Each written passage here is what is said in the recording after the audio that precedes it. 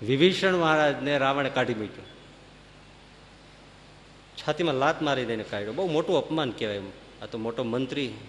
અને વિભીષણને રાવણનો ત્યાગ નથી કર્યો, રાવણે વિભીષણનો ત્યાગ કર્યો છે કે તું ચાલ્યો જા, તને બહુ તપસ્વી પ્રત્યે બહુ મીઠા ભાવ હોય તો જા, એની પાસે રહીને એને બધું નીતિનું શિક્ષણ આપ, સલાહ આપે ને, મને રહેવા દે, એની પાસે જા, એમ કરીને લાત મારીને વિભીષણને કાઢી મૂક્યો. પણ કોઈએ બહુ સરસ, આ હકીકત હશે, આ ગળે ઉતરી જાય એવી વાત છે એ કે રાવણને તમે મૂર્ખ માનો છો કે બધા ભેદ જાણતો હોય એવા વિભીષણને કાઢી મૂકે? મંત્રી છે અને પાછો એને ક્યાં જવું એ બતાવ્યું, તું રામ પાસે વયો જા, તું અહીંથી વયો જા એટલું ન કીધું. તને રામ પ્રત્યે બહુ કુણી લાગણી હોય તો ત્યાં એની પાસે જા અને એની હારે તું બધા નીતિની વાતો કરજે, જા. ક્યાં જવું એ કીધું. કાઢી મૂક્યો ખાલી હોત તો વાત પૂરી થઈ જાત. કાઢી મૂક્યો અને રામ પાસે જા. હવે જે બધો લંકાનો બધો જ ખજાનો જાણે છે, બધી ભેદભરમ જાણે છે, એને દુશ્મનની પાસે મોકલે છે, સમજીને મોકલે છે. રાવણને મનમાં ખબર પાકી છે આમાં હવે રામ આવ્યા પછી કાંઈ બચવાનું નથી, હું મરવાનું ને બધું મરવાનું, લંકા ખેદાન મેદાન થઈ જશે અને રામ જીતી જશે, વિભીષણ મારી પડખી રહેશે, એને ભૂહી નાખશે. તો અહીંયા કોણ? અને રામ પછી કાં અંગદને કાંઈ બીજાને ત્રીજાને લંકાની ગાદી સોંપે, એના કરતાં વિભીષણને એક ભાઈ હોય તો પાછો લંકાનો ગાદીએ મારો જ ભાઈ આવે. મારો જ ખરો, એટલે સલામત મૂકી દીધો, તું ત્યાં વયો જા અને તું બેઠો છો તને જ દેવાનો છે. એટલે આખરે મારો ભાઈ, મારો આ ઝીણો એક તો આવીને બેસી જાય છે ગાદીએ, નહીતર હવે અંગદને બેસાડી દે, સુગ્રીવને કે તું બે જગ્યાએ હરફેર કરજે પુષ્પક વિમાનમાં. હવે એ કોઈને દઈ દેવી લંકા, એના કરતા આપણો પોતાનો ભાઈ શું ખોટો? એટલે બહુ ગણતરીપૂર્વક રાવણે વિભીષણને કાઢી મૂક્યા. અને ગળે ઉતરેવી વાત છે, કઈ બુદ્ધિ તો ખોપડું હતું. અને આ વાત છે ને બહુ સરસ રીતે કવિ કાગ બાપુએ મૂકી.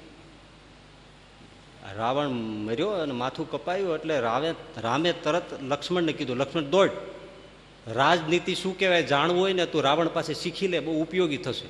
એટલે લક્ષ્મણ દોડ્યા મરતા મરતા રાવણ પાસે. ભાઈ તમે રાજનીતિમાં પ્રખર છો તો મને મરતા મરતા કંઈક સારી વાત તો રાજનીતિની શિક્ષા કરતો, કે રાજનીતિની બીજી શું કહેવાય? વિભીષણ મોકલ્યો એ જ મોટી રાજનીતિ. લક્ષ્મણ ચક્કર ખાઈ ગયા. આમ તો મોકલ્યો છે, હવે તમારી એને જ ગાદી દેવી પડશે. એટલે અમારા હાથમાંથી લંકા જાય નહીં એ આયોજન હતું.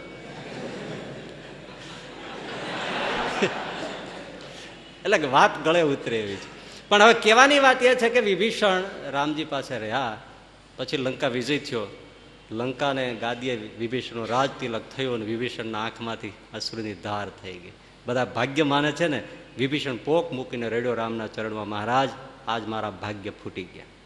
લો બોલો કેમ શું થયું? શું મહારાજ, આ સંપત્તિ એના રાજ સિંહાસને મને તમારાથી જુદો કરી દીધો. હું તમારી ભેળો રહેતો હતો, તમારું દર્શન કરતો હતો, તમારી સેવા કરતો હતો, તમને વનફળ જમાડતો હતો, ચરણ ચંપી કરતો હતો, તમારી બાજુમાં સૂઈ રહેતો હતો. મહારાજ કેવી સેવા, કેવો સત્સંગ, કેવું સુખ. અને હવે હું અહીંયા અને તમે ત્યાં, મને આ સંપત્તિએ તમારો વિયોગ કરાયો છે, માટે આ મારા દુર્ભાગ્ય છે. વાત સાચી છે, જેમ જેમ પૈસો આવે છે એમ ભગવાન ભૂલાય છે, માળા ઓછી થાય છે. થાય છે દેવ દર્શને ક્યારેક અવાય છે, સભામાં આવવા હોય તો આવવું હોય તો સમય ન હોય, કાંઈક ને કાંઈક મિટિંગો હાલતી હોય. શું કરે? સવારમાં ઉઠે ત્યાં ફોન ચાલુ થઈ જાય, આ માલ ક્યાં નાખો ને આ ક્યાં નાખો ને આ કેમ કરું ને આનું શું કરું ને આ રેડ પડી ને આવ્યું ને તે આવ્યું ને. પૂજામાં શું કરે? આમાં માળા થાય પણ હાલો હાલો આ જવા દો, આ જવા દો, હા એને જવા દો ને. હવે ઠાકોરજી આમ ડોળા કાઢતા હોય. હવે તને કીધું મૂકને, પણ હું ઘનશ્યામ મારે છે કોને કેસો તું આ મૂકને? એક તો એમાં ધક્કાધુઈ થયો ને ઓલા જે ઘરમાં ચાય બનાવીને, હવે તું જોઈને જલ્દી શું કરું? ઠાકોરજી થાય નહીં, પૂજા થાય, સરખું ભજન ન થાય, ધ્યાન ન થાય, કાંઈ ન થાય. એમાંય પરમ ભાગ્યશાળી હોય, એને લાખોની કરોડોની સંપત્તિ હોય તોય એ ભગા શિવલાલ શેઠ બોટાદના એ ભજન કરે કે હું જ્યારે ભજનમાં બેસું, પૂજામાં બેસું, ધ્યાનમાં બેસું ત્યારે બધું સળગાવીને બેસું. આઘું કરીને બેસી જાય. એવા પરમ ભાગ્યશાળી હોય તો, નહીતર તો સંપત્તિ તો ભલભલા અને ભૂલા પાડે એવું જ છે.